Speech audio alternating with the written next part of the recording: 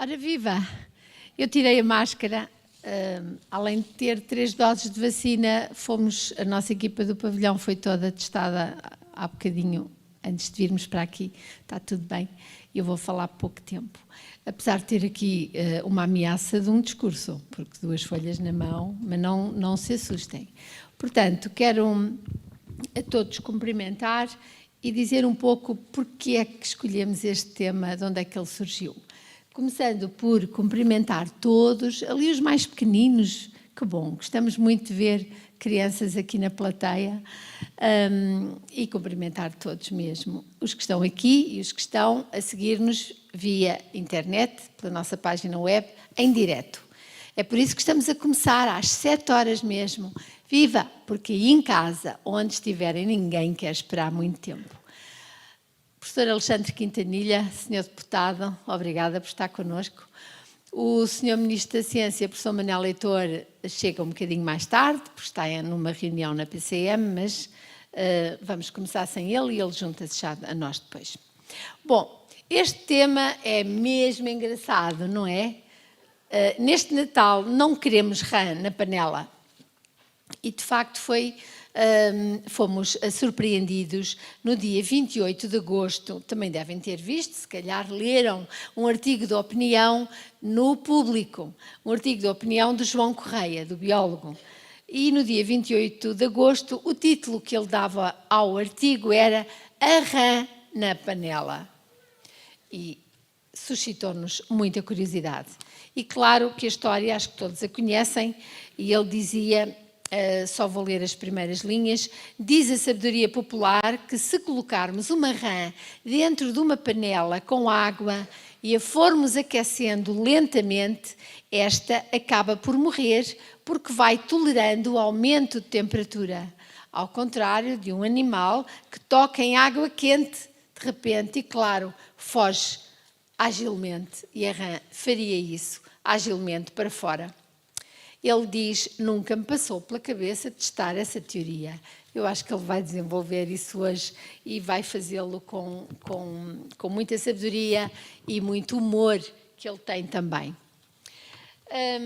E, portanto, é de facto com muita alegria que vos recebemos a bordo desta nossa embarcação aqui ancorada no Teatro Dona Maria II. E em nome da Ciência Viva, está aqui comigo a diretora executiva da Ciência Viva, a Ana Noronha, e a minha equipa extraordinária. E queremos agradecer à administração do teatro, na pessoa do Rui Catarino. Rui, eu já o cumprimentei, Rui está ali, é da administração do teatro, obrigada. E por nos receberem ano após ano e serem este ano parceiros da nossa embarcação, porque estamos a bordo, literalmente. E, portanto, antes de desejar uma excelente viagem, eu vou lembrar algumas regras de segurança. Em caso de emergência climática, claro. Pedimos, assim, a maior atenção para as instruções que se seguem. Por favor, protejam os vossos bens, de modo a evitar que estes caiam borda fora. É estritamente proibido deitar lixo ao mar e todo o lixo deve ser devidamente separado e descartado nos respectivos caixotes. No caso de subida repentina do nível médio do mar, mantenham a calma. Dirijam-se à saída de emergência e peçam um colete salva-vidas à tripulação. Se a subida do nível do mar for muito acentuada, poderá ser necessário usar fato de mergulho. Agora peço a atenção para esta breve demonstração sobre a utilização do colete salva-vidas. Ele aqui está, temos mais lá fora. Não podemos ter como as rãs, temos que nos preparar devidamente para que não aconteça nenhum imprevisto. Então, é preciso, se acontecer um imprevisto, colocar o colete salvador, apertá-lo devidamente e, se seguirem estas instruções, não estamos a salvo das alterações climáticas, mas estaremos um pouco mais preparados já numa situação que não queremos chegar a ela. Agora, o nosso comandante de bordo é o João Correia, biólogo, marinho, doutorado em pesca comercial de tubarões e raias em Portugal, pela Universidade de Aveiro. E a tese garantiu-lhe o Prémio do Mar Rei Dom Carlos em 2009. Desde 2005 leciona na Escola Superior de Turismo e Tecnologia do Mar, em Peniche. É autor de muitas publicações, livros, capítulos de livros e comunicações científicas, e hoje vem-nos falar de como a humanidade está a nadar num tacho planetário demasiado quente. Está ali também a Presidente da Fundação para a Ciência e Tecnologia, Helena Pereira. Viva! Portanto, cumprimento todos e vamos dar início à nossa palestra. Obrigada.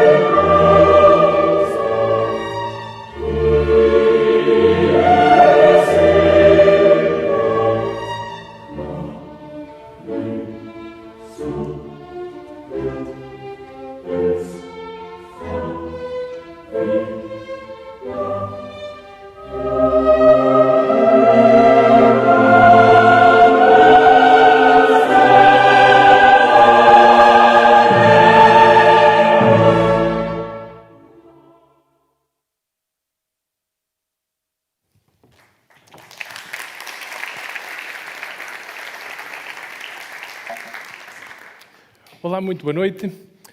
Bom, temos uma sorte tremenda de estar aqui no Teatro Dona Maria II, mas também temos uma sorte tremenda de estar neste planeta absolutamente maravilhoso. Se estivéssemos em Marte era só pedras e isto não tinha graça nenhuma. Mas temos, de facto, este planeta que andamos a tratar muito mal e ao longo dos próximos minutos vamos ver se conseguimos encontrar aqui algumas formas mais simpáticas de o tratar. Ora, como era dito agora mesmo, reza a sabedoria popular que se pusermos uma rã perto de água a ferver, ela naturalmente não é totó e vai saltar para fora.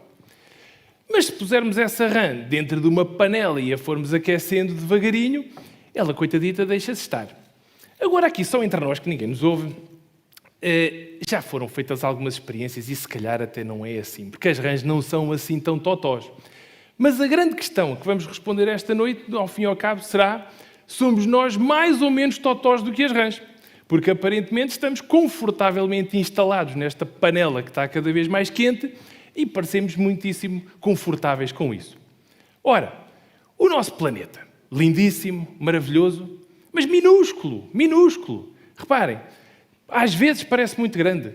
Eu tenho quase 50 anos, portanto imagino que o pessoal que aqui está da minha idade e alguns mais velhos lembram-se de ir de férias para o Algarve no tempo em que só havia uma ponte ali em Alcácer em que só passava um sentido.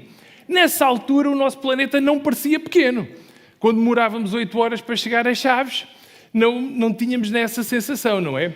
Mas é minúsculo. Hoje em dia, com a tecnologia que temos, nós amanhã estávamos todos a jantar em Sydney, se quiséssemos. E isto faz toda a diferença. O nosso planeta parece grande, mas não é. E se o imaginarmos como uma bola de basquete, ok? Fazer só aqui umas contas de cabeça. Simples, não se assustem. Estamos quase no Natal, não vou puxar aqui pelas contas muito à séria. Mas imaginem o nosso planeta como uma bola de basquete. E agora vamos embrulhá-lo em papel de celofane. Daquele normalíssimo que pomos no resto do jantar, não é? No Tupperware. Ora, a espessura desse celofane à volta da bola de basquete é equivalente à atmosfera no nosso planeta Terra. Ok? Estão a perceber a imagem. Portanto, o celofane, que é finíssimo, finíssimo, é o equivalente à atmosfera à volta do nosso planeta, que tem mais ou menos 100 km de altura. Mais coisa, menos coisa. Ok? Agora, fiquem com esta imagem aí na cabeça, porque vai dar jeito mais daqui a bocado. Ok? Agora vamos recuar um bocadito, para uma altura em que isto era tudo maravilhoso. Tudo muito natural, a malta caçava um coelhito, arrancava uns rabanetes do chão, era tudo assim muito alegre, volta e meia um leão levava alguém lá da tribo, mas pronto, ok. Isto era tudo assim muito bem disposto e natural, não havia grande stress. Depois fomos expandindo, nós, europeus, na Ásia também, nós fomos andando para todo lado, eles também, no continente americano havia lá nativos também, foram explorando e tal, e fomos todos expandindo isto um bocado, e sempre com esta atitude simpática que nós sempre tivemos de, eu tenho tanto terreno, tenho tantos porcos, tantas galinhas, tantas vacas, mas o Agostinho ali ao lado também tem uns tantos, eu quero os dele. E basicamente começámos nesta atitude de querer sempre mais. Nunca chega. Temos um comando, eu quero 2. Temos uma televisão assim, não, eu quero uma muito maior. Portanto, e esta atitude começou cedo, começou muito cedo e tem continuado. Volta e meia, vinha um bicharoco para acalmar um bocado os ânimos da rapaziada. Aliás, agora sabemos todos muito bem qual é esta situação, não é? Bem demais. Já estamos todos um bocadinho cansados dela, mas tem de ser. Antigamente, não tínhamos ciência que prepara uma vacina assim, num ano. Nada disso. E a população sofreu à séria com isso por várias vezes. Peste negra, influenza, etc. Muitos exemplos trágicos. Mas a humanidade foi avançando e chegámos aqui a uma altura tremenda. Até vou beber um golo de água para ganhar fogo, para o terrível que aí vem. Bom, foi aqui que deixámos de usar as mãos, ou as patas dos bois, dos cavalos, etc. E começámos a usar máquinas.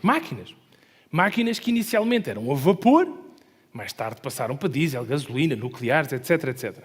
Agora reparem, é muito importante entender.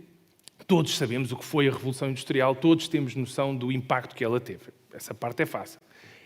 Mas é muito importante perceber exatamente o que é que isto significou. Reparem, quando começou a Revolução Industrial, que era à base de carvão, inicialmente, o carvão não é mais do que rocha que está, enfim, nas montanhas, no subsolo, etc. E a malta começou a escavar para tirar aquele carvão. Aquele carvão tem milhões de anos. Estão ali dinossauros compostos com a pressão e o calor e não sei o quê, e bichos e árvores, etc. Aquele carbono, não é? Todo aquele carbono já foi vivo e deixou de ser e passou àquele estado e nós começámos de uma forma muito diligente a arrancar esse carbono que está nas montanhas, no chão, está escondido e começámos a pô-lo onde? Na atmosfera. Aquelas chaminés são muito elucidativas. Isto foi a Revolução Industrial. Foi o momento em que a humanidade começou a arrancar carbono que estava sossegado durante milhões e milhões de anos e começámos tranquilamente a metê-lo todo lá para cima. Numa atmosfera celofane, não é? Uma atmosfera finíssima. Não nos esqueçamos disso. Bom, foi aqui que a nossa rã se assustou um bocado. Ok? Foi aqui que ela começou a pensar, isto se calhar vai aquecer, que é por isso que eu vou tirar aqui o meu casaco também. Ok? Vou aqui pendurar. Agora, eventualmente, alguns de vós estão preocupados com o facto de estar aqui tanto cabido. Deixem-me tranquilizar-vos que isto é um evento de Natal, mas nunca se sabe o que é que aí vem. Bom, então,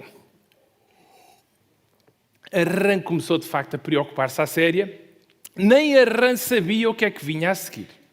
Porque inicialmente começámos então com o carvão puro e duro, não é? Carbono daquilo à bruta. Mas depois veio o gasóleo, veio o petróleo que deu gasóleo e que depois deu gasolina, etc. Porquê é que eu tenho aqui o nosso amigo Calouste Gulbenkian neste slide? O Gulbenkian foi o precursor, foi das primeiras pessoas que começou a negociar petróleo, ok? A dada altura ele tinha a alcunha do Mr. 5%, porque tinha uma percentagem, uma comissão de 5% nos negócios. É um homem de uma visão absolutamente extraordinária, que no início do século XX, ali nos inícios da Primeira Guerra Mundial, houve inclusivamente um episódio, que vou partilhar convosco, muito interessante, mas que viria a ditar a direção em que a humanidade foi. o Gulbenkian ouviu dizer que o Churchill, ainda não era primeiro-ministro, era ministro da Marinha, da Inglaterra, ia comprar navios de guerra. Tradicionalmente, na altura, compravam-se navios a vapor. E o Gulbenkian meteu-se no comboio e foi até a Inglaterra falar com o Churchill e dizer: "Oi, se você não faça uma coisa dessas, não pode comprar navios a vapor, tem de comprar navios a gasóleo." E o Churchill respondeu com aquela desconfiança de quando apareceu a televisão a cores. "Bem, isso, o gasóleo, isso do diesel e tal, é uma moda. Isso agora anda aí tudo maluco com isso, mas isso passa." Mas o Gulbenkian explicou: "Não, atenção, isto é uma moda que veio para ficar. E o meu caro amigo tem de se lembrar aqui de duas vantagens estratégicas tremendas para os seus navios. Uma, autonomia. Com gasóleo no porão, nos depósitos, não precisa de vir a terra com a frequência com que um navio a vapor tem de vir para meter carvão. Segunda, velocidade. Ora, quem é que não quer um navio de guerra mais rápido? E um navio a gasóleo é muito mais rápido que um navio a vapor." Pois claro que o Churchill comprou navios a gasóleo. A Inglaterra sempre teve um padrão elevadíssimo em matérias marítimas, o mundo inteiro seguiu o exemplo, nunca mais se comprou um navio a vapor, nunca mais se comprou ou se fez nada a vapor e o mundo lançou-se na direção do petróleo que todos hoje conhecemos tão bem. Agora, não vos vou dar uma seca de mecânica, fiquem descansados, mas é importante percebermos o que é um motor. Um motor não é mais nem menos do que um conjunto de tubos, de cilindros, como esta garrafa, mais ou menos. E dentro desses cilindros estão uns pistões, estão uns pauzinhos, e metemos lá gasóleo, que com compressão explode, ou metemos gasolina, que com uma vela que faz uma faísca, explode, e essa explosão empurra o pistão. Está feito. E depois a sucessão dos pistões e tal, não vamos alongar aqui muita conversa, que fica tudo a dormir com a aula de mecânica, mas basicamente essas explosões todas põem o nosso motor a funcionar e tudo aquilo está ligado a um eixo que põe uma roda a rolar, etc, etc. Ora, é isto um motor. Ora, nessas explosões de gasóleo, de gasolina, etc, o que é que há?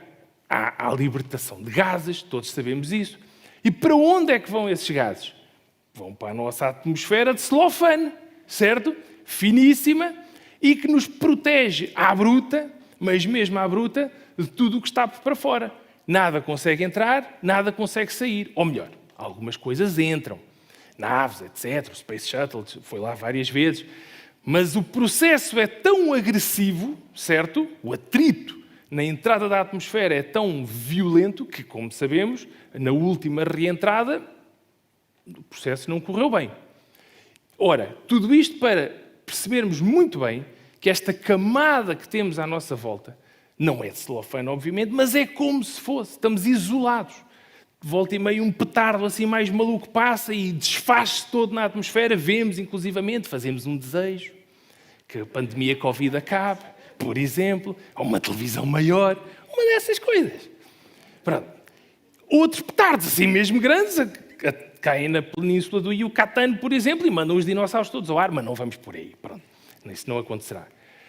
Mas vamos só recordar que, de facto, estamos há 100 e tal anos, há mais de um século, nesta missão sem parar de tira carbono do chão, mete carbono no ar, seja ele líquido, gasoso ou sólido, tira do chão, tira do subsolo, mete no ar, tira do chão, mete no ar. E andamos nisto há 100 e tal anos, todos os dias, 24 horas por dia, sem parar. Ora, depois tivemos uma época tramada. Se isto já estava complicado, aparece uma figura com um bigodinho assim esquisito e decide, lá está, como falávamos há pouco, bom, estamos aqui, temos este terreno todo, mas isto é pouco, queremos mais. Então começa uma construção alucinada de armamento. E começa armamento que ainda por cima explode. Portanto, se já havia muita explosão, nestes 6 anos, estamos a falar de explosões à séria. Mas explosão puxa explosão. E este episódio tristíssimo da nossa história acabou, e ainda bem, e a seguir a ele veio outro tipo de explosão. Porque o pessoal ficou entusiasmado, tudo contente, Lá nos safámos do maluco do bigodinho, isto já não vai haver mais ninguém com ideias alucinadas como aquele tipo. Isto agora, a humanidade entrou aqui num período maravilhoso, de uma expansão meteórica e o pessoal, enfim, não havia Netflix, as famílias foram-se multiplicando, etc, etc, mas de uma forma matematicamente exponencial, absolutamente explosiva. Estamos a falar de duplicação da população do nosso planeta a cada não sei quantas décadas. Uma coisa completamente maluca, mesmo descontrolada. Reparem que este gráfico, para ser assim mesmo correto à escala, esta parte assim aqui mais abaixo, chegava ali até aos restauradores. Estão a perceber a ideia? Portanto, era longuíssimo, com pouquíssimas pessoas, tipo 14 pessoas. Estou a exagerar. E depois chegamos ali a uma fase em que fura o teto completamente, aqui do Teatro Nacional Dona Maria II. Uma coisa assustadora. Ora, foi uma altura em que as rãs eram literalmente mais que as mães. Portanto, agora vou tirar a gravata, porque isto está de facto a aquecer. Ok? E reparem, ainda estão aqui tantos cabides. Ok, não se preocupem. Muito. Ok. Vamos lá então. Muitas rãs. E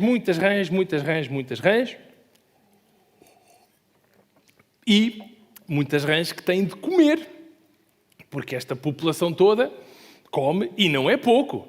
Nós aqui no nosso universo, Europa, América do Norte, etc., tomamos um bom pequeno almoço, fazemos ali aquele lanchinho à meia da manhã, porque já estamos ali com o ratinho, não é? Depois vamos almoçar, à meia da tarde vai umas bolachinhas e tal, um pastel de bacalhau antes de ir para casa, chegamos a casa, jantamos, e à noite ainda vamos buscar umas bolachinhas e ali uma coisa de gelado para ver aquela série maravilhosa. Portanto, isto é todos os dias. Começámos a apanhar peixe à bruta. Neste slide estamos ali focados na frota comercial chinesa, só pela dimensão. Não queremos estar a apontar os dedos a uma nação em particular, porque isto é um problema global.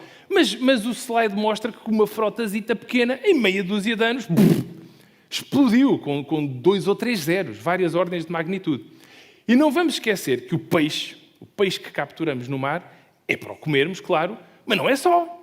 Muito desse peixe, mas muito mesmo, é usado para fazer rações. Rações que vão alimentar os porcos, as cabras, as vacas.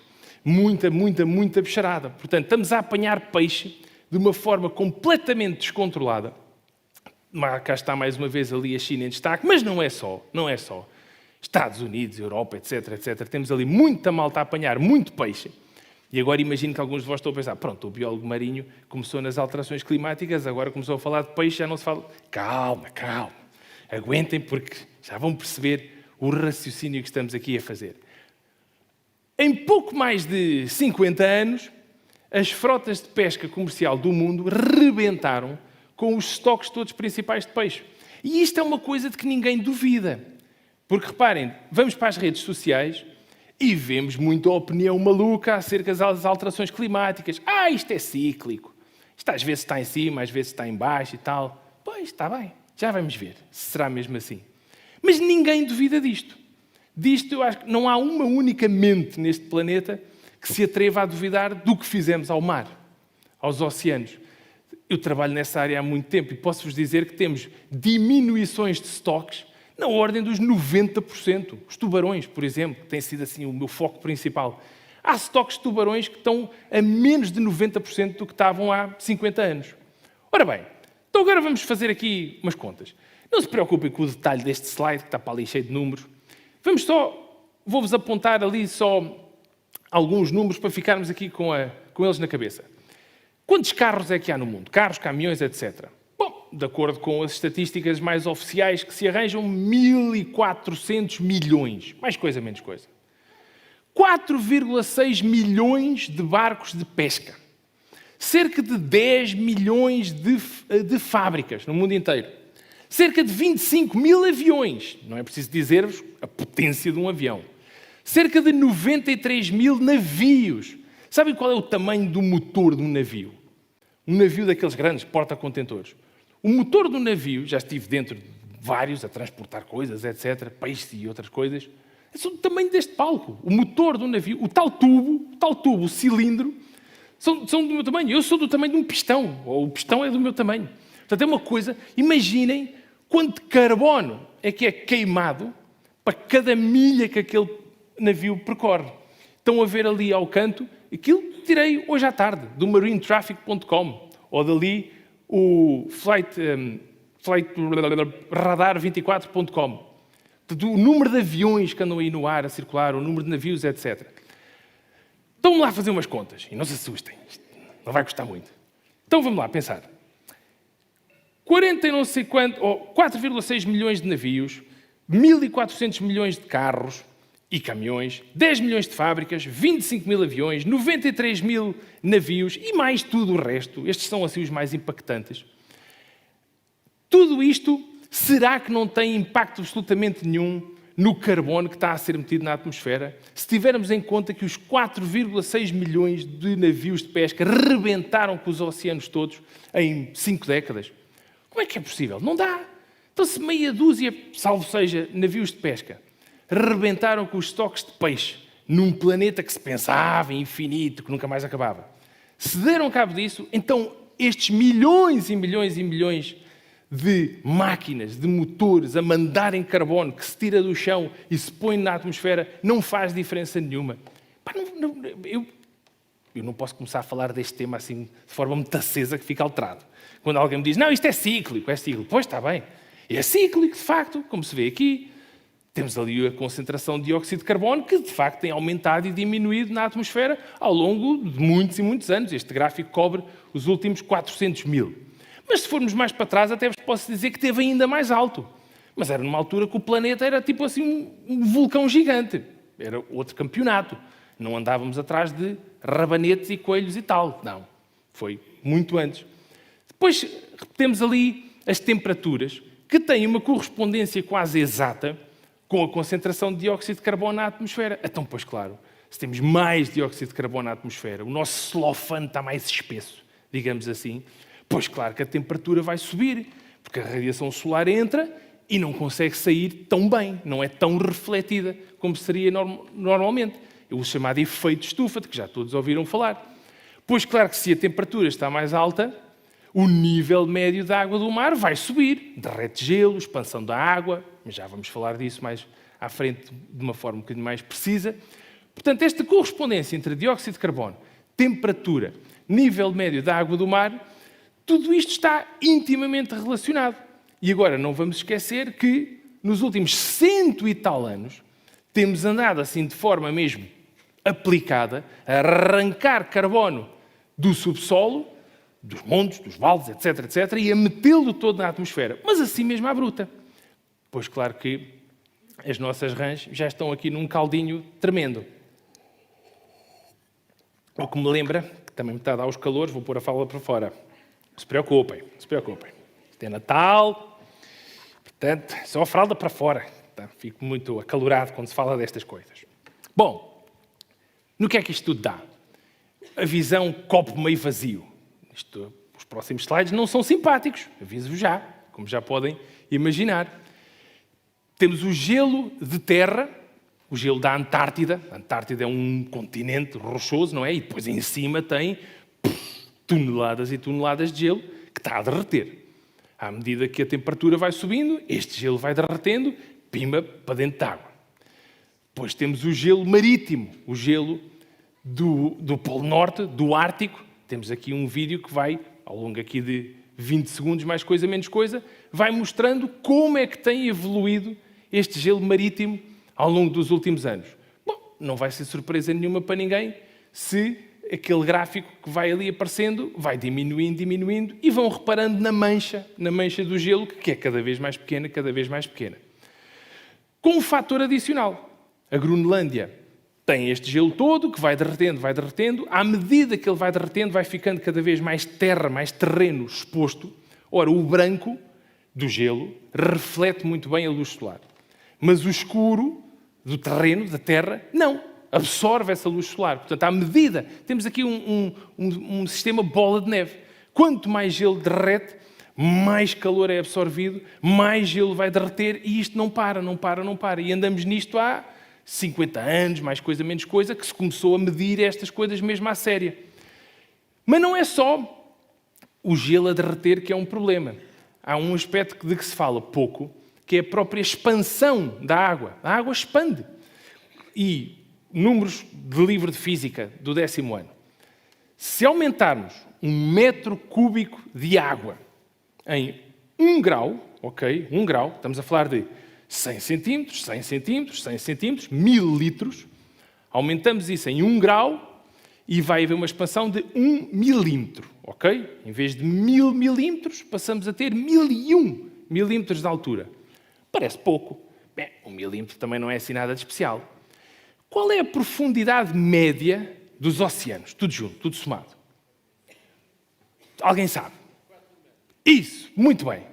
Um senhor ali disse, e muitíssimo bem, 4.000 metros.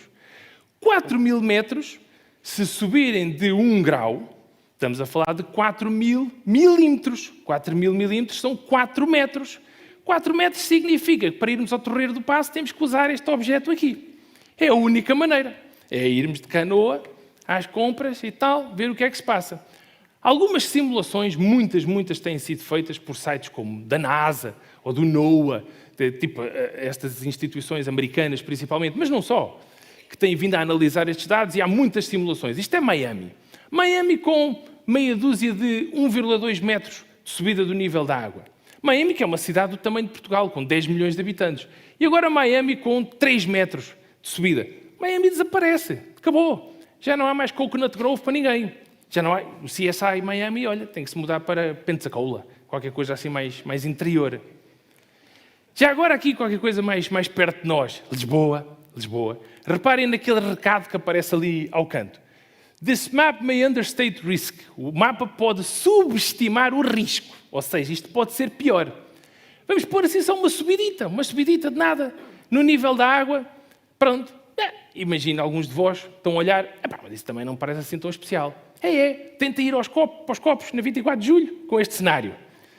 Não há galochas que vos metam num bar, ok? Só mesmo assim.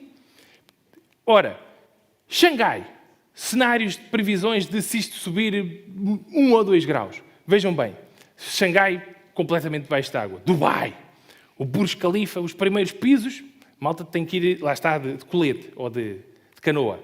Buckingham Palace, isto é aborrecido. O render da guarda vai ser de fato mergulho. Desagradável. Portanto, temos que lentamente começar a preparar-nos para este cenário. Que já o Kevin Costner, que sempre foi um homem de boas ideias, estava a prevê-lo já há bastante tempo. Portanto, eu não gosto muito de consumismo, mas há cautela. Se calhar é melhor termos uma coisa destas lá na despensa. Nunca se sabe muito bem no que é que isto vai dar. Mas reparem, não é só o nível da subida do mar que é o problema. Há outros problemas. Isto nunca mais acaba, os problemas. Reparem, à medida que o gelo do Ártico, do Polo Norte, vai derretendo, vai haver uma mudança na densidade da água ali à volta.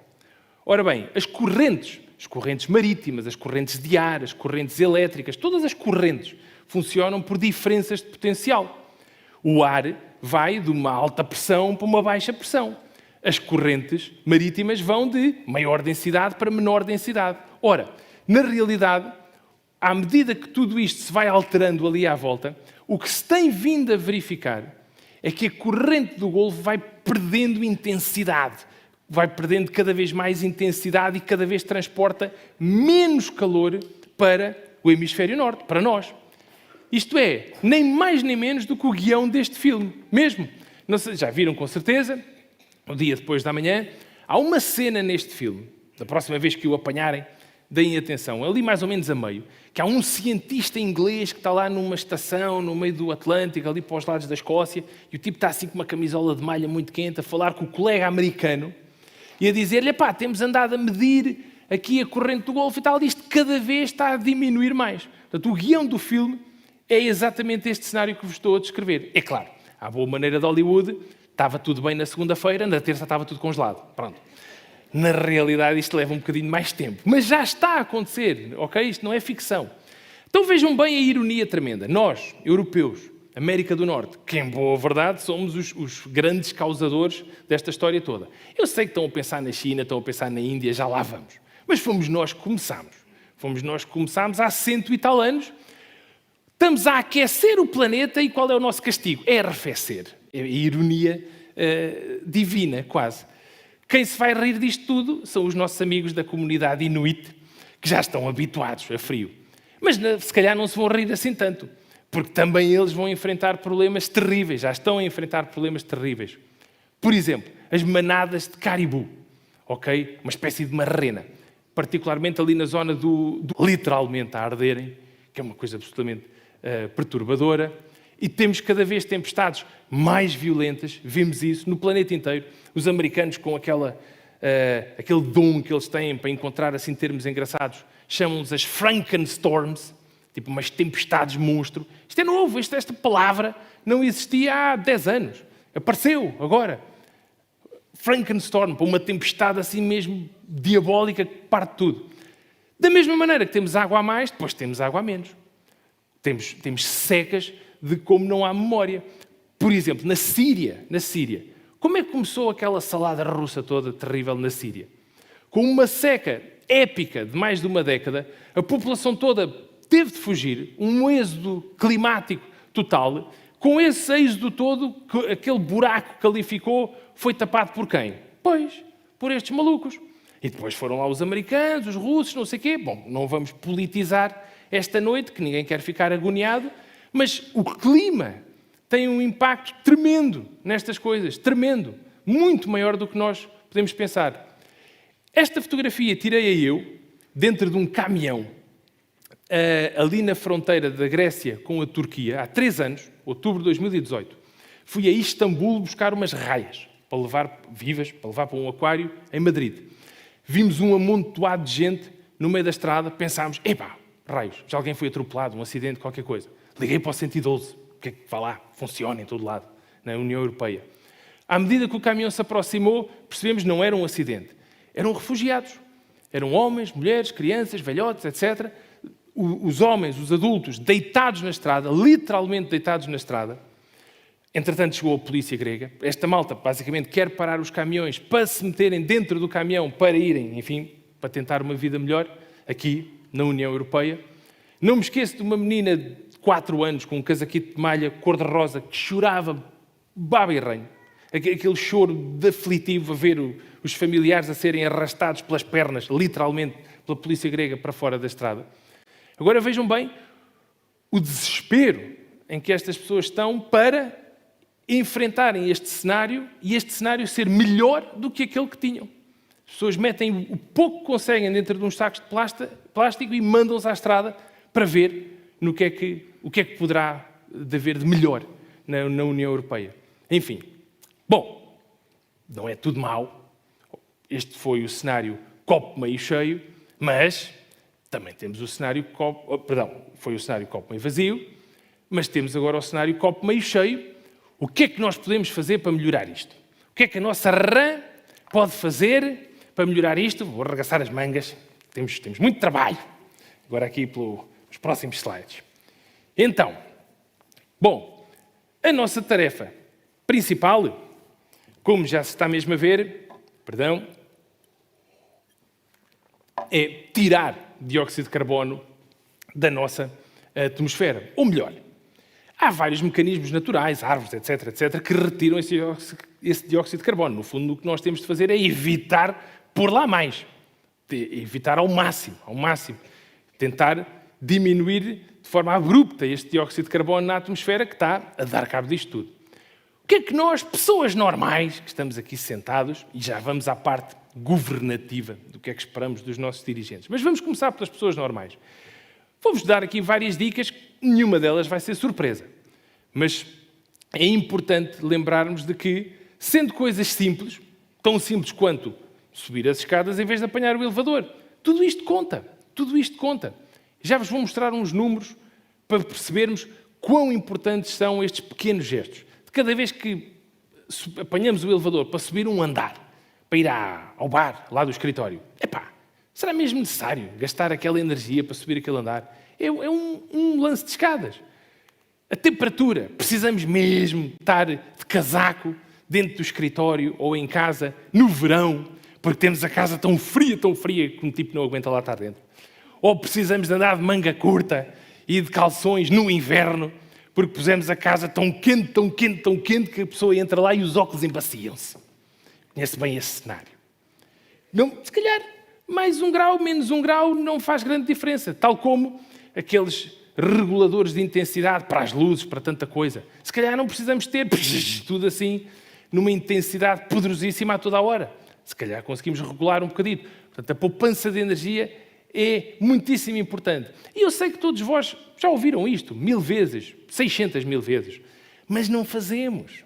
O problema é esse, é que nós sabemos que é importante fazer estas coisas, mas a maior parte das vezes, é só hoje, é só agora. E depois todos fazemos isso. E depois isto perpetua-se. Poupar água. Nós aqui temos água à vontade. No Iémen, no Sudão, na Somália, etc., não há água. Não há água. Sabem que no Iémen as crianças já não choram porque têm as cordas vocais secas. Não há comida, não há água. Uma coisa absolutamente desastrosa. Como é que isto pode acontecer num planeta onde já temos uma maquineta em Marte a tirar fotografias? É inacreditável. Separar muito bem o nosso lixo. Pode parecer que não é muito importante, mas é, porque isto depois vai permitir que o nosso lixo entre por canais diferentes. Algum vai ser reciclado, o outro vai ser reutilizado, o outro vai fazer outras coisas. Já vamos ver isso daqui a 2 ou 3 slides. Alguns números. Porque eu sei que muitas vezes as pessoas pensam, pois, mas eu vou separar o lixo, mais ninguém lá no prédio separa, sou o único ou somos poucos. Olha, o meu prédio tem cerca de 40 apartamentos, mais coisa, menos coisa. A mim cheira-me, pelo que eu vejo e tal, que a pessoa depois cumprimenta-se nos corredores, nos elevadores, devemos ter para aí metade a separar o lixo.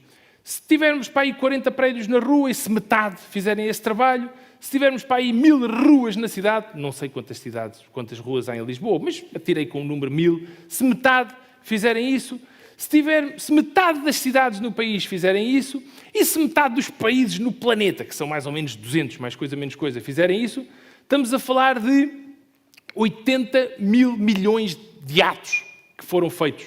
Ao contrário disso, se ninguém tivesse feito, eram 80 mil milhões que não teriam sido feitos.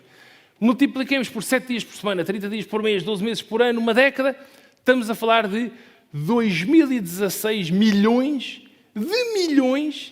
de atos de uma pessoa que separou o lixo, ao contrário de outra que não separou.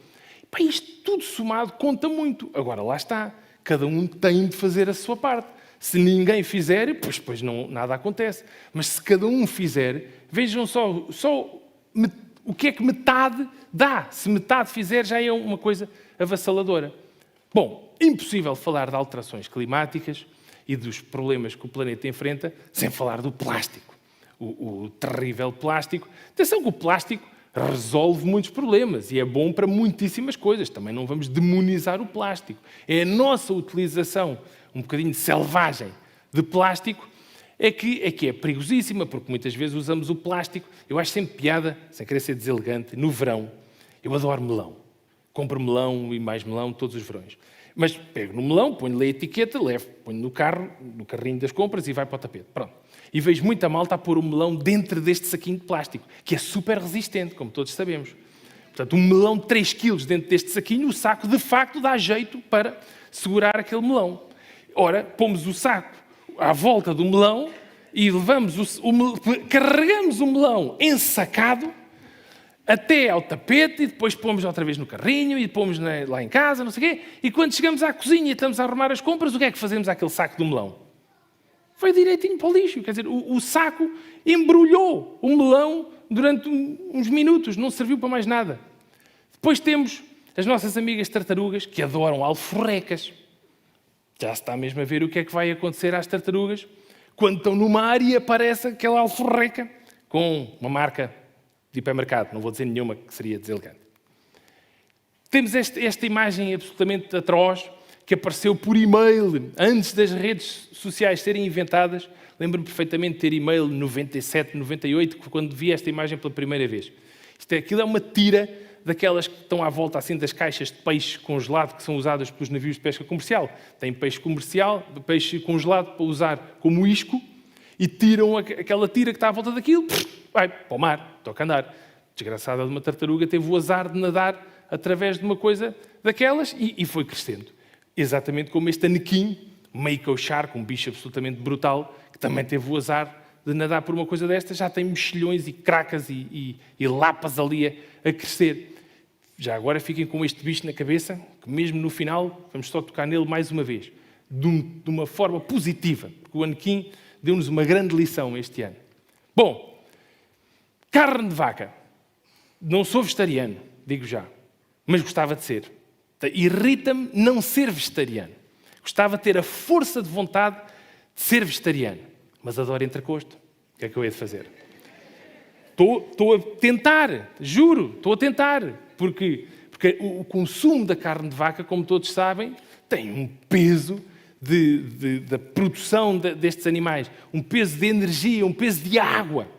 Vejam bem, 7.000 litros de água que é gasta para cada meio quilo de carne de vaca. Ou seja, 14.000 litros para cada quilo de carne de vaca. Próxima vez que comprarem 1 quilo de carne de vaca lá para casa, são 14.000 litros de água que foram gastos. Mais o gasto todo energético, o carbono que foi tirado da rocha, do chão e para pôr na atmosfera. Mas uma coisa simpática, para também não ser tudo mau.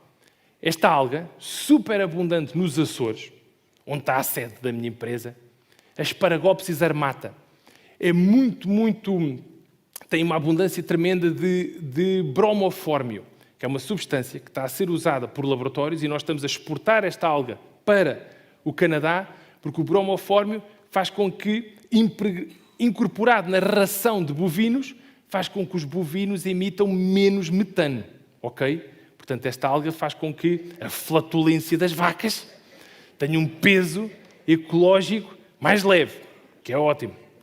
Ora, vou às compras com a minha família, tiro estas fotografias de excelente qualidade, como podem ver aqui, morangos de Marrocos, mirtilos da Argentina, mirtilos do Peru e depois temos aqui umas amoras portuguesas. Epá, para que é que um tipo vai buscar coisas que vieram de avião na maior parte das vezes, ou de navio, mas seja como for, com uma pegada ecológica tremenda, do outro lado do planeta, quando temos material mesmo ali ao lado. E já agora estas embalagens todas de plástico, raios, também já estava na hora, já comecei a ver em muitas lojas embalagens de fruta, etc., de cartão, que é simpático. Portanto, lentamente as coisas vão mudando. Mas temos de insistir, temos de ser melgas, temos que dizer ao pessoal lá da loja, epá, poça, tanto plástico, porque se formos melgas, se formos martelando estas mensagens, a coisa vai entrando. Há algum tempo vi na net esta herdade, aqui relativamente próximo de Lisboa, que metem as coisas numa loja não muito longe daqui, vamos lá buscar. Está feito, pronto. Pagamos uma maçaroca, escolhemos online e tal, quer não sei quantos ovos, couves, rabanetes, carne de porco, carne de vaca, ainda está a chegar a hora em que já não vem mais secretos, pronto, acabaram-se os secretos. Mas ainda não estou lá, ando a tentar, prometo. E, portanto, em vez das coisas virem da Argentina, do Peru, vêm ali de perto do Montijo, metem-nos as coisas ali ao pé de casa, levamos com os nossos saquitos, pumba, já está. Ou seja, está na hora de repensar isto tudo. Repensar assim mesmo à séria. Porque, meus amigos, não é para ser excessivamente dramático, mas acho que já todos percebemos, já devíamos ter percebido por esta altura, que ou se faz alguma coisa rapidamente, ou temos aí um cenário mesmo catastrófico pela frente, daqueles mesmo à bruta. Reparem, antigamente falava-se muito nos 3 R's. Reutilizar, reduzir, reciclar. Mas isto era no tempo em que a Madonna ainda era uma artista pouco famosa. Pronto. Hoje em dia já temos muito mais R's. Temos a famosa e bem chamada economia circular. Hoje em dia a ideia é reutilizar, é reduzir. Será que precisamos mesmo de comprar esta coisa? Será que podemos dar outro fim a esta coisa? Será que esta coisa pode reentrar neste circuito em vez de mandarmos tudo para o lixo e de se acumular tudo em aterros, etc. Portanto, há 1000 formas que estão a ser já feitas hoje em dia de reutilizar as coisas, de haver aqui um circuito, a tal economia circular que permite aos produtos, daí a importância, por exemplo, de separar o lixo. É uma de muitas coisas que são mesmo importantes. E de reduzir a utilização de plásticos, etc, etc. Tudo isso é importante, pensar se precisamos mesmo desta tralha toda. Reparem, nós entramos aqui no nosso mundo glorioso, Europa, América do Norte e mais alguns países também. Vamos às compras, porque a pessoa, a maior parte do tempo é passado a escolher. Tipo, quer cereais, então quais é que eu levo, pá? Estão ali 19 mil opções. Tipo, quer um pacote de batatas fritas, 14 prateleiras de batatas fritas. Sabor a isto, sabor a aquilo, sabor a escaravelho, sabor a... Tipo, pá, eu só quero um pacote de batatas fritas. E depois vêm estas coisas, estas campanhas. A televisão lá em casa está impecável, funciona bem. Mas há aquela série que eu gosto tanto que ficava-lhe bem mais 10 centímetros de cada lado, vê-se melhor. O ator assim consegue mexer-se mais.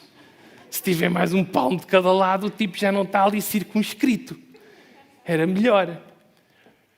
Uma coisa que aprendemos com a pandemia é que se calhar também não precisamos nos enfiar no avião e ir para todo lado para fazer reuniões. Conseguimos fazer tanta coisa online, mas tanta. Eu dou aulas, já dei muitas aulas online. Agora já voltamos às presenciais. Mas a pandemia, de facto, ensinou-nos muitas reuniões que tive com colegas, tubarões, disto, daquilo, sem estarmos a meter no avião e hotel e não sei o quê, restaurantes, aquela coisa toda. Plantar árvores é tão simples. Mas as árvores, de facto, ajudam-nos a tirar carbono da atmosfera. Convertem esse carbono em oxigênio. É uma coisa maravilhosa. É um mecanismo quase milagroso. Nós não damos o devido valor às plantas. As plantas, não vos querem dar aqui uma seca de biologia, reparem, um bicho mexe, não é? Um bicho mexe, come, bebe água e não sei o quê. Uma planta está ali, pronto. Está só ali, não faz mais nada. Mas aquela planta está a converter energia do Sol em energia orgânica. Aquela planta está a receber água da terra, está a receber sol de lá de cima e vai crescendo e começa assim um ramito miserável e às tantas é uma sequoia com 1000 anos. As plantas são uma coisa absolutamente extraordinária, é um ser assombroso. Bom, está na hora de vermos o que é que podemos fazer para melgar os nossos governantes. Porque, tudo bem, nós, cidadãos, vamos fazer as nossas coisas, mas temos de melgar os nossos governantes. Hoje em dia é tão fácil. Basta ir à página do Facebook, mandar umas bocas. Não podem ser umas bocas violentas demais, porque o comentário é apagado. Mas se mandarmos assim um recado educado, simpático, lá fica o recado. Sugerimos que sejam feitos mais esforços no sentido de diminuir a pegada ecológica, É preciso mandar esses recados. Não somos só nós que mandamos estes recados. Este amigo anda há anos e anos a dar palestras, a falar sobre estas coisas. Este amigo também já anda há anos e anos a falar sobre estas coisas. Esta amiga também já anda há anos e anos. Bem, ela há menos anos. Pronto, há menos anos. Eu sei que é uma personagem controversa. É uma personagem que desperta enorme simpatia. Eu estou nesse grupo, admito. Eu tenho uma admiração profunda por esta miúda que aos 15 anos pôs o planeta inteiro a falar de alterações climáticas. Quer queiramos aceitar isso ou não. Mas depois há malta, mas ela não sei o quê, não dá soluções. É uma miúda de liceu. Há malta mais habilitada para dar soluções. Agora deixem lá a miúda chamar a atenção para o problema e deixemos a classe científica e dirigente arranjar as soluções. Parece-me a mim. Vá lá que os países já estão a sentar-se, já por várias vezes. Não foi só agora. A sentar-se à mesa e a tentar ver no que é que isto vai dar. Na última COP, tivemos ali uns vislumbres de esperança, porque países como, por exemplo, a China já deram um prazo, ok? É um prazo longuíssimo. É em 2060 que eles vão atingir a neutralidade carbónica. E eu sei, as pessoas pensam, 2060 já não está cá ninguém. É melhor que nada, porque em todas as COPs até agora, nem pensar, não havia prazo nenhum. Até a Índia já se comprometeu, 2070, bem sei, 2070, só aqueles meninos pequeninos que aí estão é que provavelmente estão aqui para ver se de facto a Índia atingiu a neutralidade carbónica. E eu sei o que estão todos a pensar. Pois, mas a Índia, a China, esses tipos é que poluem assim à bruta, andamos nós para aqui com um esforço tremendo e eles é sempre a poluir. Não se esqueçam de uma coisa, e digo isto, não me interpretem mal, mas isto é pessoal que há 30, 40 anos andavam a arar os terrenos assim, atrás de um búfalo. Ora, os tipos estão a fazer nem mais nem menos do que o que nós, Europa, América do Norte, começámos a fazer há 100 e poucos anos. Ok? E eles têm todo o direito a fazer isso. Então o que é que a gente lhes vai dizer? Não, os meus amigos têm que continuar atrás do búfalo. Não têm direito a telefones de última geração e televisões grandes e carros e não sei o que e tal. Não, não senhora, fiquem aí com o búfalo. Não podemos. Agora, temos é de esperar fervorosamente e todos os indícios indicam que sim, que eles sejam mais rápidos do que nós neste comboio de neutralizar a pegada de carbono.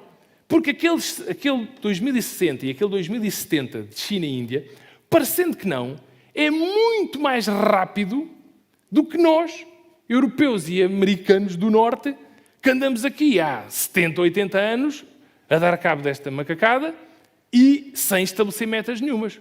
Percebem? É muito fácil apontar os dedos àqueles países, mas depois adoramos todos comprar coisas baratuchas que vêm daqueles países, não é? E vêm de navio, vêm de avião. Portanto, antes de apontarmos o dedo àquela malta, vamos lembrar do histórico e de como eles estão, basicamente, a imitar-nos. Agora vamos todos, incluindo estes países também, apontar numa direção mais simpática.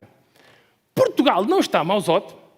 Nós temos há uma coisa muito portuguesa que estamos sempre a dizer mal disto tudo. Neste capítulo, até merecemos uma boa palmadinha nas costas. Uma palmadona. Não muito forte, depois partimos costelas e chá. Mas já desativámos a última central de carvão. Acordámos, subscrevemos todas as metas da COP26. Pessoal aqui de Lisboa, particularmente, eu ando muito de bicicleta com o meu Nicolás. Cá está ele. E temos ciclovias para todo lado agora. Temos o capacete. O Nicolás mete o capacete. Eu armo-me esperto e vou com um boné assim já manhoso. Lá está. Não quer comprar um boné novo. É até se desfazer aquele. E percorremos a cidade inteira. E cada vez mais países, mais cidades estão a fazer isso. Há que incentivar os nossos dirigentes a investirem à bruta na energia solar. E estão a fazê-lo. A verdade é que estão a fazê-lo. Mas não faz mal nenhum incentivá-los, encorajá-los, mandar-lhes mensagens. Vamos embora, malucos. O sol é que é. O sol é à borla. Já, não é? O sol parece de manhã, isto vai rodando e tal, e de manhã, aí está ele. Depois à noite, pronto, vai-se embora. Mas amanhã está cá outra vez. Portanto, é à borla. O vento também é à borla. O vento gera energia que nunca mais acaba. O hidrogênio é o gás, é o elemento mais abundante do universo. Ora, conseguimos separar a água em oxigênio e hidrogênio. Há um método verde para fazer isso, um método que usa exclusivamente energia solar para fazer isso, chamado hidrogênio verde. Nem precisamos estar ali com motores à base de carbono. Vamos embora com o hidrogênio para a frente. Tem cada vez mais aplicações, carros a hidrogênio, etc. Uma história curiosa que ouvi falar aí há 3 semanas, numa palestra a que fui nas Caldas da Rainha, que é o battery swapping, ou seja, troca de baterias. Nunca tinha ouvido falar nisto. Para os carros elétricos, como sabem, parecem ser uma solução extraordinária, mas há ali uns mas, não é? Porque as baterias, o lítio, o tório, não sei o quê, tudo aquilo é minado de uma forma um bocado agressiva, depois tem um tempo de vida não muito longo, o que é que se faz àquela macacada a seguir? Portanto, há esses problemas. Depois há a autonomia, um tipo quer ir a Andorra, tem que passar algumas noites pelo caminho a carregar o carro, depois temos o carro na garagem, os condóminos todos lá do prédio, então eu estou a pagar para este tipo carregar o carro. Portanto, há alguns problemas com os carros elétricos. Mas algumas marcas, nomeadamente na China, que já têm 500 estações destas, ok? Portanto, em vez de apontarmos o dedo aos chineses, vamos lembrar que eles já têm 500 estações destas. Isto é muito simples. É como uma área de serviço normal. Aliás, é uma área de serviço. Em vez de metermos gasolina ou gasóleo no carro, metemos uma bateria nova. Há uma maquineta que em 1 minuto, tipo, tira a bateria, mete outra, já está. O processo é como aos pneus. Os pneus são de muitas marcas e feitios, mas todos os pneus têm aqueles 5 buracos para entrar em qualquer carro. É exatamente a mesma coisa. A ideia, vejam bem, isto é absolutamente brilhante. Há milhões de baterias espalhadas por essas áreas de serviço, por essa Europa fora ou por esse mundo fora. Isto traz também uma estabilidade à rede elétrica tremenda. E estabilidade na rede elétrica é muito, muito importante, porque é nos picos que tem que se meter as centrais de carvão, etc., ali a compensar. Portanto, havendo estabilidade, está tudo bem. Troca-se a bateria e toca a andar. As contas que foi um senhor investigador português que fez essa apresentação, as contas que ele fez, muito bem feitas e com um enorme detalhe, diziam que se na Europa o tráfego de pesados dos caminhões fosse convertido a este esquema de troca de baterias nas áreas de serviço, só isso dava energia ao continente inteiro, à Europa inteira. Não precisávamos de mais nada. Essas baterias, portanto, sendo carregadas com energia solar, elétrica, etc., solar, eólica, etc., só essas baterias armazenarem essa energia toda era suficiente para estas luzes todas e para as de lá de casa. Bom, temos de fazer algumas alterações, ok? Temos de facto, forçarmos, tal como eu tenho de me forçar a comer menos carne ou deixar de comer carne, temos de fazer algumas alterações profundas. Temos de falar então com os nossos governantes. É tão simples quanto puxar do telemóvel, mandar-lhes um e-mail, mandar-lhes uma mensagem pelo Facebook, pelo Twitter, pelo LinkedIn. Estimado Sr. Ministro, estive a ver uma apresentação sobre alterações climáticas, fiquei de veras preocupado ou preocupada e gostava que Portugal estivesse na vanguarda das medidas de redução da pegada de carbono. Está feito, pronto. Reparem, parece pouco, tipo, eles nem leem. Está bem, mas estão aqui 200 e tal, 300 pessoas. Imaginem que amanhã de manhã o Ministério da Energia, uma coisa dessas, recebe 400 e tal mensagens, sim senhor, para a redução da pegada de carbono. Isso tem impacto, tem de ter. E isto funciona. Lembram-se de eu ter pedido para ficarem aí com o anequim na cabeça. Eu faço muito lobbying para se criarem regulamentações para proteger os tubarões. Tem sido assim a minha área de especialidade já há alguns anos.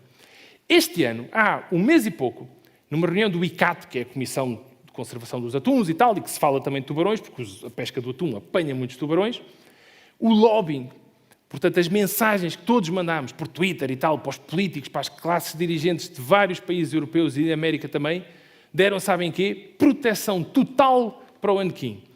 Está feito. Não é mais permitido pescar anequim.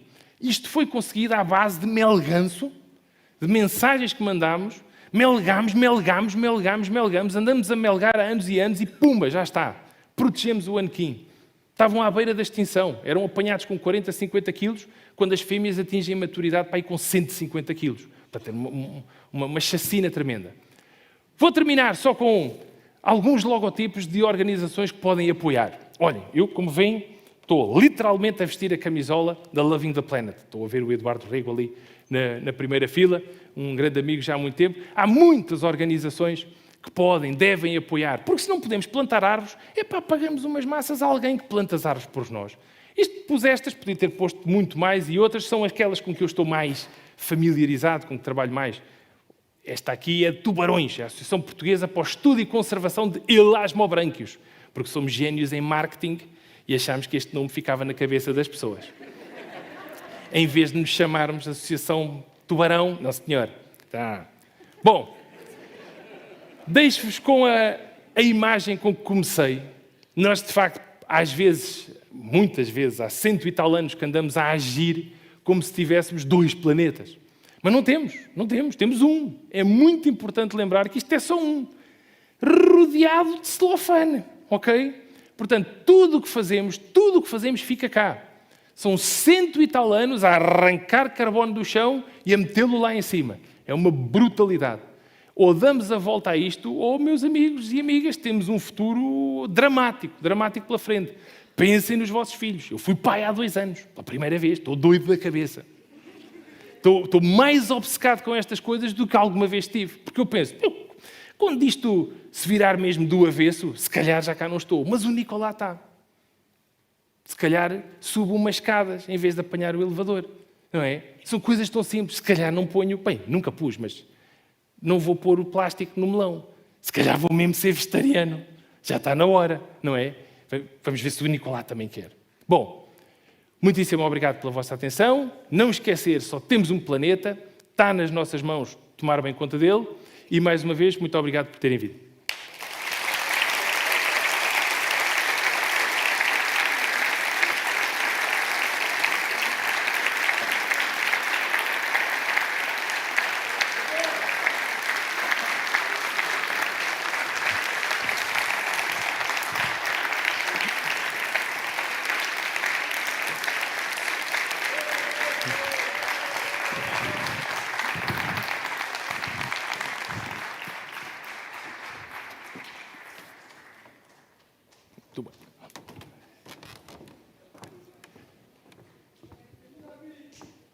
Boa noite a todos.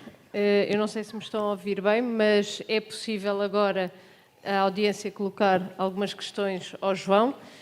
Também temos a audiência online, que também, eu sei, João, que já temos lá pelo menos uma pergunta, mas eu vou dar primeiro aqui o palco a quem está na sala e, portanto, não sei se haverá alguém que gostará de colocar uma questão ao João. Aí, está uma colega aí já ao lado com o microfone. Obrigada. Boa tarde, não sei se me conseguem ouvir. Perfeitamente. Okay. Obrigado pela oportunidade e obrigado pela sua intervenção. A minha pergunta é simples, sendo biólogo marinho, gostava de saber a sua opinião sobre a nova área protegida marítima que Portugal tem. Eu, se bem me recordo, é nas selvagens, posso estar a dar agora um grande disparate, é nas selvagens, está a dizer bem? Sim, Ótimo. exatamente. Agora estava com a dúvida na zona e gostava de saber a sua opinião sobre o que é que acha, qual é o potencial que tem, acha que vai resultar, acha que não, e um bocadinho dessa opinião sobre essa área e outras áreas protegidas marítimas em Portugal. Obrigado. Muito bem, é uma excelente questão. As áreas marinhas protegidas são sempre uma excelente ideia, por mil motivos. Por exemplo, são um ótimo controlo para, por exemplo, pesquisa científica, porque podemos ver como é que reage, como é que está uma área que não é pescada, que não é trabalhada, e podemos compará-la com áreas que são trabalhadas. Portanto, só esse ponto já é tremendo. Outra grande vantagem é o chamado efeito de spillover, ou o efeito de derrama. E vemos isto de forma muito óbvia no Parque Natural Luís Saldanha, ali na Arrábida. Que quando foi criada aquela reserva marinha, sem querer ser deselegante, aquilo foi recebido a murro e pontapé. Não foi nada simpático. Houve ali muitas vozes contra aquilo e tal. 20 anos depois, a malta ali da zona aplaudem fervorosamente o estabelecimento da reserva porque têm lá peixes como nunca tiveram. Não podem lá pescar, mas pescam à volta. Que é o tal efeito de spillover. Os bichos ali estão protegidos, reproduzem-se à maluca e depois, claro, fazem o seu ciclo de vida normal e saem. Há umas fotografias de satélite absolutamente extraordinárias, tiradas no Índico, por exemplo, onde já há algumas reservas marinhas muito grandes, e à noite vê-se assim umas névoas, assim, uns aulos amarelos, ok, assim brilhantes, e no meio está assim uma negridão que ninguém percebe muito bem o que é. Mas nós sabemos que aquilo são barcos de pesca à volta da reserva marinha. No meio não podem entrar, porque são catados. Pronto, é fácil. Mas estão todos ali à volta a pescar. Não estou a dizer que pescar aquilo tudo seja uma excelente ideia, mas indica que, de facto, a reserva funcionou. Funcionou muito bem. Protege-se a galinha dos ovos de ouro e os ovos vão saindo para fora. Yeah.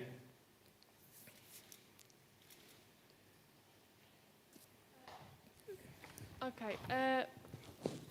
Boa noite. Eu Sim. queria saber, para além das árvores, como é que nós podemos resgatar o carbono que lançamos para o ar?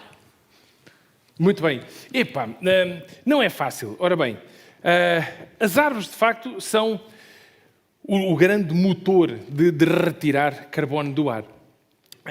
Para o mais importante, não é mais importante, mas eu diria que tão importante é, de facto, impedir as emissões. Portanto, diminuir ao mínimo as emissões. Porque se conseguirmos diminuir bastante essas emissões, os processos naturais do planeta acabam por dar conta do recado. Entre árvores e com toda a climatologia, etc., tudo vai funcionar. Mas temos, obrigatoriamente, de diminuir à bruta o upload, digamos, a entrada de carbono na atmosfera. Mais questões? Nos últimos anos, na Europa, tem-se falado muito do 1,5 graus Celsius de aquecimento climático, até há um contador à porta. Por exemplo, no IPCC Report, o último, diz-se que se não reduzirmos a nossa emissão de carbono a zero até 2030, acho eu, os danos serão irreversíveis.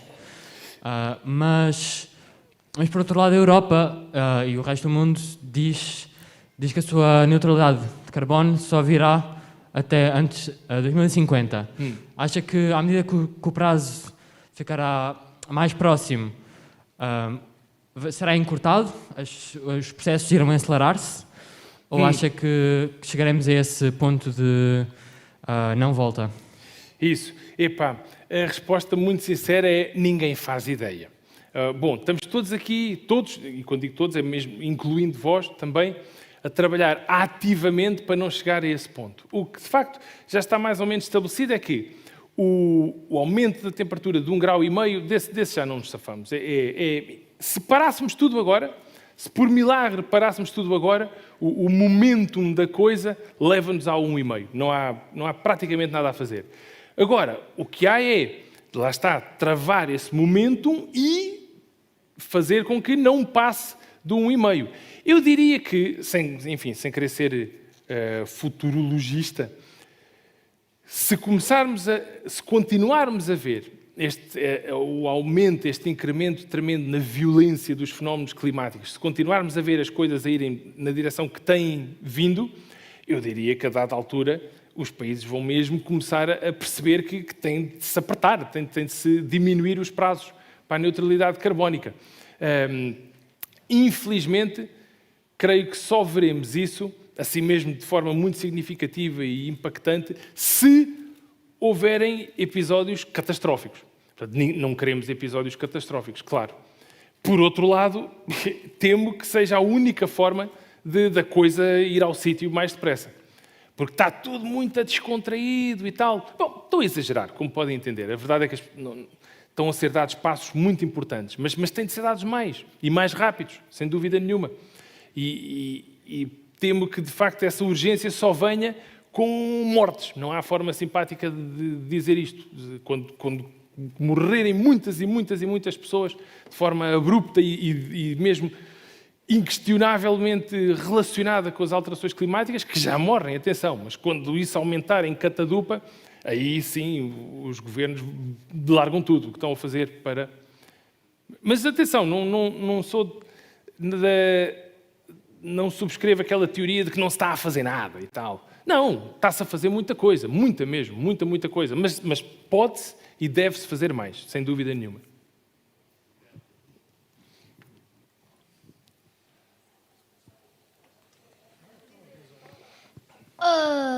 Olá, eu gostava de saber como é que nós libertarmos o carbono para o ar.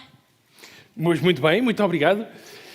Bom, basicamente, nós, ao respirarmos, libertamos carbono. Mas pronto, esse não conseguimos fazer nada. E é bom que continuemos a libertar esse carbono. O grande problema está nos motores. Os motores. Há várias coisas, mas para simplificar a resposta, os motores, de facto, estão ativamente a usar petróleo, ou estão a usar gás, ou estão a usar produtos que são eles próprios carbono, que tiramos do chão. Fomos lá com uma picareta ou com uma maquineta grande e tirámos aquilo que estava ali parado há milhões e milhões de anos e transformámos aquela macacada, entra no motor, sai pelo tubo de escape e vai para a atmosfera. E é isso que temos vindo a fazer e temos de travar, mas travar mesmo à bruta. De cada vez que tivermos de ir às compras ali a 1 km ou 2, se formos a pé ou de bicicleta, em vez de nos enfiarmos no carro e dar à ignição e conduzir aquele quilómetro, estamos a ajudar. De cada vez que tomarmos medidas tão simples quanto essas, estamos a ajudar. Ou de cada vez que vamos a um sítio 20, 30, 40 quilómetros de transportes públicos, vamos de comboio, vamos de metro, se der, vamos de autocarro. Pronto, é um objeto que leva um monte de gente, em vez de ir cada um com uma tonelada de carro ali à volta, a queimar carbono. Portanto, todos esses pequenos gestos, tudo somado, foi isso que tentei transmitir-vos ali com aqueles números malucos. É só mostrar que quando multiplicamos estes números pelas pessoas que aqui estão, pelas pessoas da vossa rua, pelas pessoas do vosso bairro, etc., aquilo tudo somado dá assim uns números meteóricos, muito impactantes. Está alguém ali atrás? Perdão, força. Em primeiro lugar, parabéns pela apresentação, obrigado. Obrigado. Porque incentiva-nos a melgar, e isso é sempre bom. Parabéns à Ciência Viva por ter trazido alguém que nos melga a nós para melgarmos alguém. Muito bem. Mas, historicamente, quando nós olhamos para a evolução das coisas, até porque isto foi quase uma viagem histórica, sempre que surgiu um problema novo, parece que era uma solução para um problema antigo. Na ótica de futuro, e quando se discute coisas para resolver o problema de agora, há essa preocupação de, e no futuro? Será que esta solução de hoje irá ser o problema da amanhã e vamos começar então a pensar 2 ou 3 passos à frente, ou continuamos um bocado reativos ao problema sem pensar que depois podemos estar a criar outro problema? Claro, epá, isso é uma questão muitíssimo pertinente e difícil de responder. Bom, eu, como cientista que tenho vindo a trabalhar com tubarões e com pescas e tal, e a fazer muita investigação, admito que tenho uma fé cega, incondicional, na ciência. E julgo que vimos isso agora, por exemplo, com a pandemia. Portanto, a velocidade a que se carburou estas vacinas e com a complexidade técnica, tecnológica das mesmas. Estamos a falar de vacinas com o mRNA, etc., com o RNA mensageiro. Epá, aquilo, eu, tendo um entendimento rudimentar de como essas coisas acontecem, nem eu consigo bem entender exatamente tudo. Mas fico absolutamente maravilhado. Isto para dizer que a ciência, de facto, tem-nos dado muitas respostas. Por exemplo, este hidrogénio verde, que apareceu há relativamente pouco tempo, ou está a ser mais falado há pouco tempo. Pá, é uma inovação brutal, brutal. É produzir hidrogénio à borla, quase que podemos dizê-lo. Essas medidas, de facto, têm vindo a resolver muitos problemas. Se chegaremos a um ponto em que está tudo maravilhoso e, de facto, começamos a antecipar problemas futuros e a resolvê-los antes de acontecerem, isso é um cenário ideal, sem dúvida nenhuma. Não sei se vamos ver esse cenário. Adorava que sim, claro que sim, acho que todos aqui adorávamos. Eu diria, sem querer soar excessivamente ingênuo, que esta pandemia, no meio das perdas dramáticas, dos milhões de mortos, etc., veio-nos dar uma enormíssima lição, quer pela negativa, quer pela positiva. A lição de que o planeta está super conectado, portanto, esta história aparece em Wuhan em 2 meses, está no planeta todo. Portanto, as coisas estão... Lá está. É um planeta minúsculo, minúsculo. Por outro lado, também a ciência respondeu de forma... foi um recorde, foi rapidíssima, não podia ter sido mais rápido. Era, de facto, maravilhoso se este espírito de salvar, de desenrascar a situação que houve com a pandemia se prolongasse para as alterações climáticas. Lá está. Temo, como respondi há bocadinho ao outro colega, que não havendo assim episódios catastróficos, a coisa mexe assim um bocado engonhando, não é? Mas, de facto, tenho muita fé na ciência, admito. Tenho-nos safado bem até agora, na maior parte das vezes. Boa noite. Ok. Eu tenho uma questão em relação a estes números que estão a mostrar agora, estes parâmetros, já têm em consideração um aumento maluco de produção de NFTs e cryptocurrency? Isso é muito bem observado. Sinceramente, não sei. Uma resposta sincera é essa. Agora, sim, tudo isso está a aumentar assim de forma vertiginosa, com a grande vantagem, pelo menos tem-se falado muito nisso, de que ainda há muita desconfiança com as criptomoedas e tudo isso. Mas tem declaradamente uma pegada ecológica vertiginosamente mais baixa do que o modelo tradicional, não é? O modelo do ouro, da prata, do carvão, do carbono e tal. Portanto, esse modelo está, se calhar, lentamente a ser substituído por um modelo mais virtual, o que só tem vantagens, de um ponto de vista de pegada ecológica. Mas eu diria que, não sendo de toda a minha área de especialidade, eu diria que ainda estamos numa fase um bocadinho nebulosa, não é? Que não sabemos muito bem em que direção é que a coisa vai, se vai ter a aceitação que se gostaria que tivesse, não sabemos muito bem. Eu diria que é um ponto de interrogação assim grande nessa área. Bom, desculpa. Sim. Vou só dar um aviso, temos muitas perguntas na sala. Ok, Existem ok. algumas no online que eu acho que depois poderemos também responder. Vamos fazer aqui mais 2 perguntas Ok. e depois as outras, se calhar no fim, ia-te pedir, se alguém quiser, que te Absolutamente. converses um bocadinho pessoalmente. Claro Pode que ser? sim. Pronto, Vamos a obrigada a todos. Olá, boa noite. Estou aqui. Olá, boa noite. Sim, força. Acho que é fácil concordar que a ciência tem estado sempre bastante bem, um passo à frente e com boa matemática, física, tudo. No entanto, isso não parece nunca resolver o problema e hoje olhámos e falámos muito das ações individuais, do consumo e a minha pergunta vai para o lado da produção. Para o lado de uma economia que é muito baseada num crescimento que é infinito, que se quer infinito, que também é incutido individualmente um crescimento infinito dos nossos salários, das nossas despesas, do nosso consumo, enfim. E de que forma a ciência, coitada, que já não basta estar à frente destes eventos todos, pode contribuir para uma solução económica diferente, para meios de produção diferentes e, provavelmente, para um paradigma de um crescimento não infinito. Muito bem. Epá, são todas perguntas incrivelmente pertinentes e muito difíceis de responder. Vamos ver. Do ponto de vista tecnológico, ou seja, da produção com menor pegada ecológica, etc., temos visto progressos tremendos. Lá está, o tal hidrogênio verde é só um de muitos exemplos. Os próprios painéis fotovoltaicos, os de hoje, são vastamente mais eficientes do que eram há 10 anos e nem falar do que eram há 30, 40, 50 anos. Portanto, há esse aspecto, ou seja, todo o processo fabril, digamos assim, de mecanização, de produção, eu diria que hoje é vastamente mais eficiente e com uma menor pegada do que era há alguns anos. E continuará cada vez mais a ser assim, ou seja, cada vez melhor. Portanto, essa é a parte, digamos, tecnológica. Agora, quanto à parte comportamental, de metermos na cabeça que andar a comprar macacadas novas a toda a hora, se calhar não é uma grande ideia, isso é muito difícil mesmo. Não quero dizer nenhum disparate, mas, por exemplo, muitas vezes a coisa só lá vai com proibições. Estou-me a lembrar agora dos CFCs. O gás que havia nos desodorizantes e nas lacas, etc., que se percebeu que estavam a dar cabo da camada de ozono.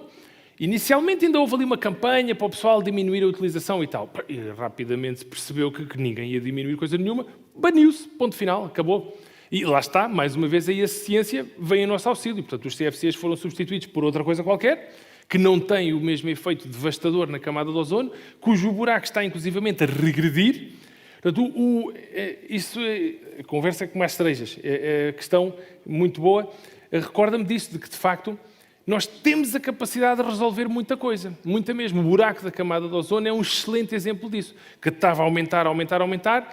E ali, num par de décadas, decisões políticas fortes eliminaram por completo, ou quase por completo, as substâncias que, de facto, danificam o buraco do ozono e ele está efetivamente a regredir. Portanto, nós até conseguimos.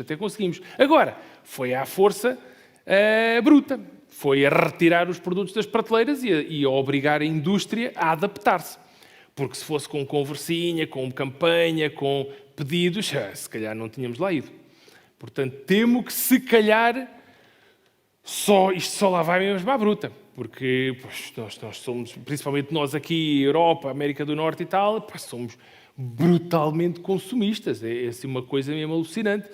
E não vai ser nada fácil dar a volta a isso. Mesmo nada. Yeah. Ora, parece que sou eu agora. Eu venho aqui, isto é uma intervenção um bocadinho fora da caixa, mas provavelmente reconhecem-me dos fins de semana nos programas de vida selvagem. Há 30 anos que ando a falar destes equilíbrios. Felizmente que tenho o João Correia na mesma associação que fundei. Nós temos a mesma chancela, Loving the Planet. Há uns anos fui desafiado pela Universidade do Porto para moderar um ciclo de conferências sobre as questões do planeta, as grandes questões, desde o início até agora. Eu fiquei assustado. Mas aquilo resultou francamente bem. E eu achei que tinha que potenciar tudo aquilo que tinha aprendido e transmitido ao longo destas décadas. E criei o Loving the Planet, esta associação maravilhosa que hoje está a dar frutos muito bons. Queria acentuar que esta sessão foi brilhante em termos de comunicação.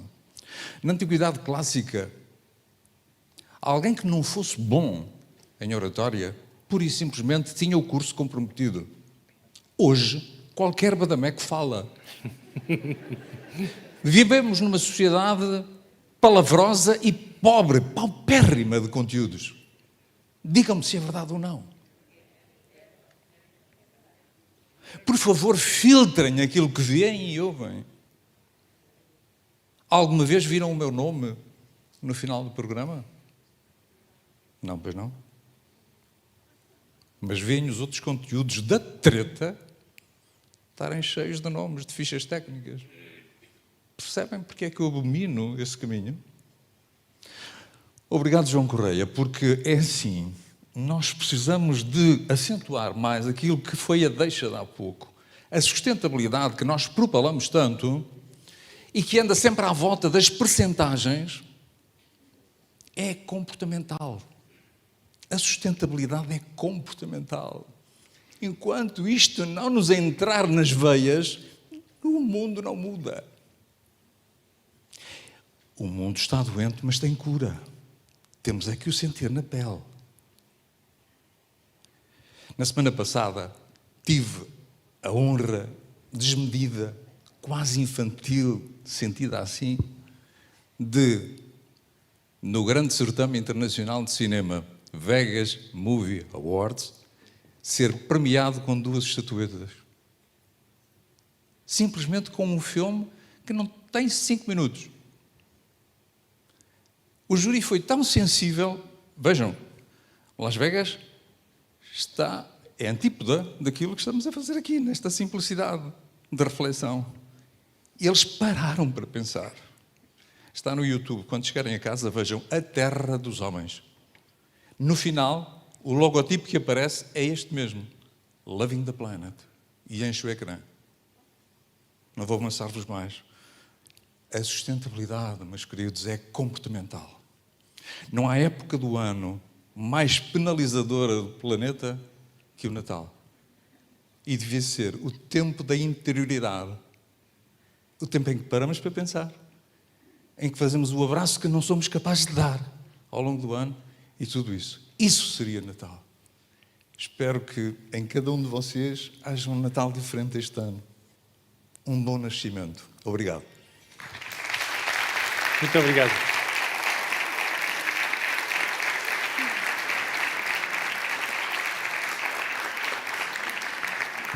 Bom, Eduardo Rego, a voz.